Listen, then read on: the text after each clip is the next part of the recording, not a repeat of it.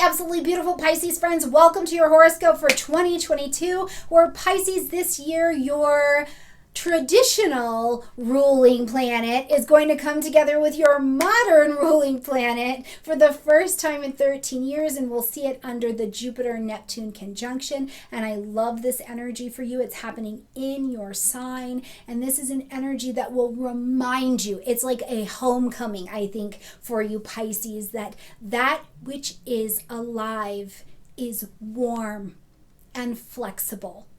That which is dead is cold and rigid. And I think that this is a great conversation that comes to you. Where do you need to soften and speak into your own life, Pisces? I don't hold with this idea that Pisces is passive and blah, blah, blah, blah, blah. I don't hold with that. But the universe is giving a signal as these two energies come together for you to live that energy that you are built innately with, to hear the intuition and then bring it out of your mouth and speak into your own life. I am just so excited about this arrangement. But also, before we even jump in here, I want you to think back 13 years ago in your life.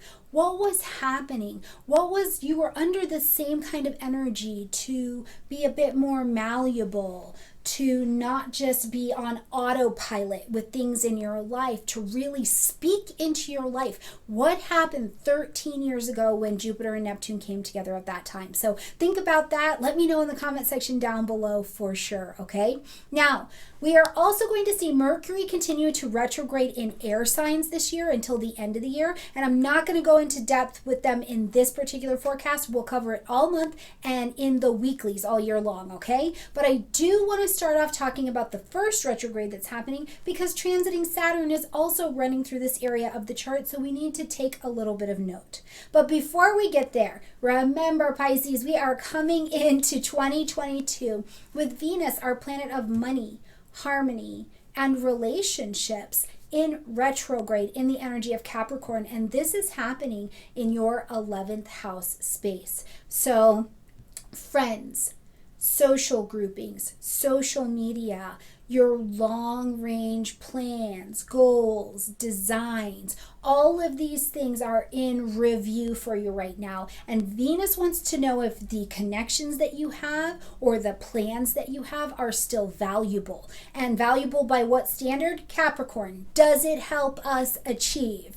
Right? Not so much it doesn't make dollars, it doesn't make sense. That's nice too. But also this idea, is this a solid foundation? Am I, mentally, socially, spiritually supported by the tribe that I'm connecting with? And am I connecting with tribes of people that I'm allowing myself to be of help and service to them as well? What's the value? Now, I do think, because this is 11th house, Pisces, if you do something in social media, or you speak out, or you do something where you offer care or services at a more mass level, you may need to look at if your services are priced correctly, if you need to start charging for things, if you're going to do more group activities during the year, whatever that looks like. Venus could be calling your attention in that direction, okay?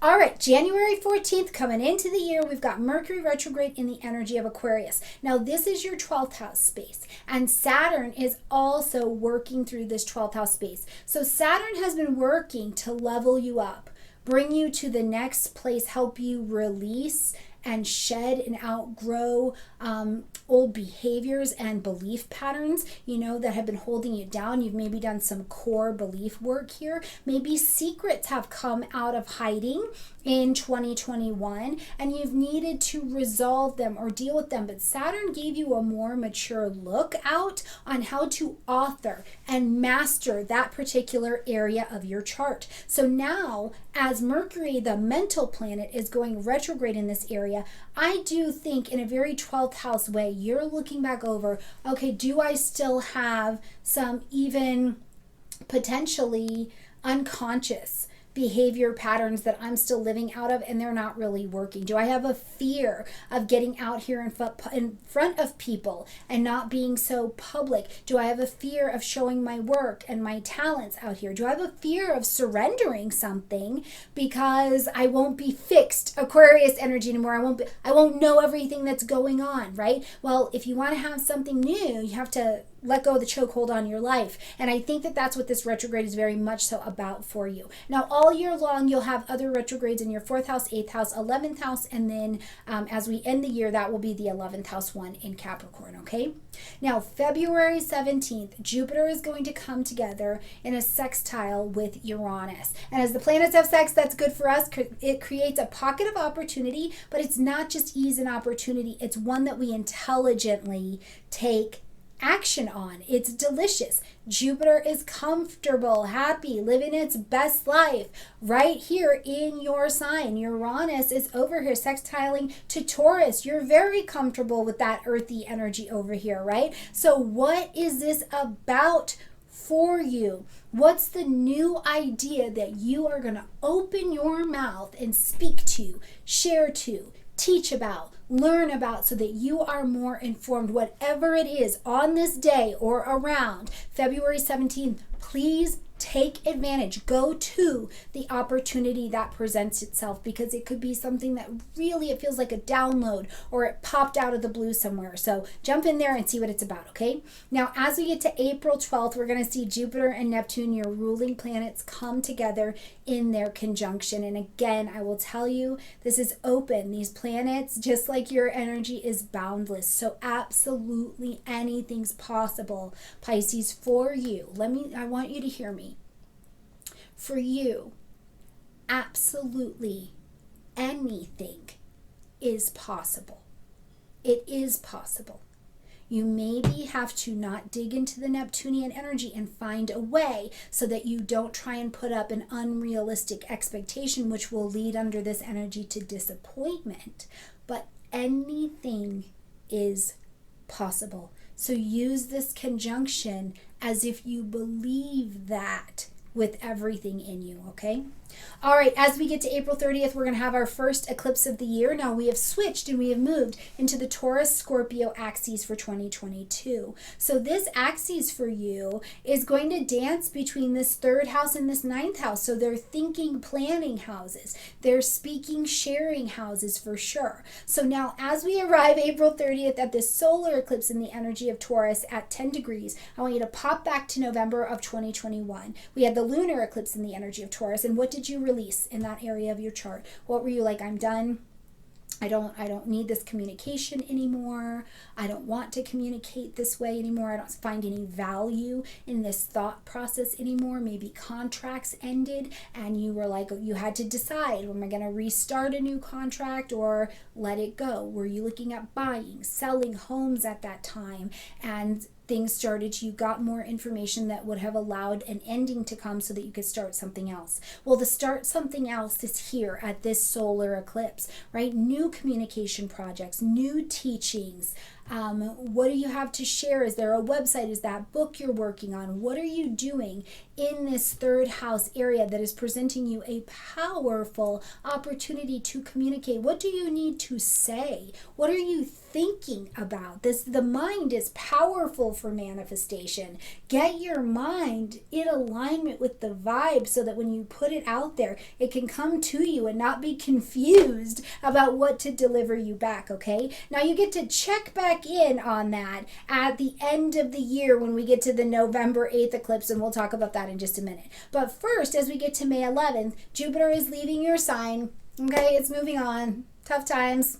Love you though, it'll be back. It's going to move into the energy of Aries until October 29th. And between October and December 20th, then we'll see Jupiter come back into your sign. So it's almost like this kind of cleaning up and allowing to make sure that you went on ahead and did some of that expansion, right? But as we see Jupiter pop into the Aries energy, it's going to say, look, what happens when you come out, you share your voice, you talk, you share that project, you let the world see you in a different way. There is financial abundance attached to that. Or maybe even, I do think for some of you Piscean energies, this Jupiter energy in the 2nd house may be about you making a move. Like you're moving or you're investing in monies or something like that so that you can get ready to make a move. Jupiter, something long distance. So keep me posted in the comment section down below if that's you, or maybe you're going to school, you need an attorney, something very Jupiterian, okay? So pay attention to what's happening in that area though between May and October, because because then as we're 2023 time frame, you are likely able to see that very much so coming to fruition. We get to May 16th and we've got a lunar eclipse happening at 25 degrees of Scorpio. Now this is that 9th house, okay? Publishing, marketing, broadcasting, faith, philosophies, international travel, legal things, languages, all of these things fall in the 9th house. And this lunar eclipse is about releasing them, end, acknowledge, or adjust. Now, I want to know from you Pisces, please in the comment section, have you been hanging out waiting to teach something or waiting genuinely to use your voice and be that teacher? Take your seat at the table as a teacher, because hanging out in the background may be ended at this time. And then as we get to the October 25th eclipse, that is going to be a solar eclipse in the energy of Scorpio, the same area of your chart, we maybe are able to even see you coming out and teaching more. We see you a lot more at that time, or maybe you've been able to make that long distance travel happen. You've put the YouTube channel out, you've published that book, your marketing center is up, that higher education, whatever it is, your come up and come out. I think that being hidden ends with this particular eclipse, and then we see that fresh beginning of you really taking your seat at the stage as we get to October 25th. Now, October 31st, Mars is going to go retrograde in the energy of Gemini, so in your 4th house space, okay? So home, family, real estate, property, your family members, your parents, any of that. Mars, now you're redoing a strategy, reviewing, re-editing, reconnected. You could maybe even be redoing. If you have renovations at home to finish, use that Mars energy to be able to do that. Now, I wouldn't start new reno projects under the Mars retrograde, but if you have to finish something or finish a deal or finish moving your furniture under Mars retrograde, that's going to be really, really fruitful for you. As we get to November 8th and we have this last lunar eclipse in the energy of Taurus, I really would like you to think like a little leapfrog for a minute. November 2021, you ended something. There was a release for you in how you communicate or what you bought or what you sold or what you taught.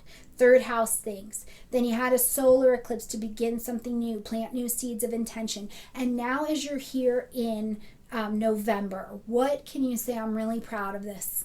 I'm really proud of what has been developed here, the fruits of my labor around this book, around this course, around this study with my siblings, around this housing situation. It's changed. It's come to fruition. What are you excited about? Because I think this lunar eclipse brings a relief and a release, just like it did in 2021, but at a more advanced level, okay? All right, my beautiful Piscean friends, I think it's going to be a good year. I can't wait to hear your voice and see your typing finger voice in the comment section down below. So like this video, comment, share, subscribe. We'll see you in the monthlies, in the weeklies, and in the YouTube Academy as well. Bye, Pisces.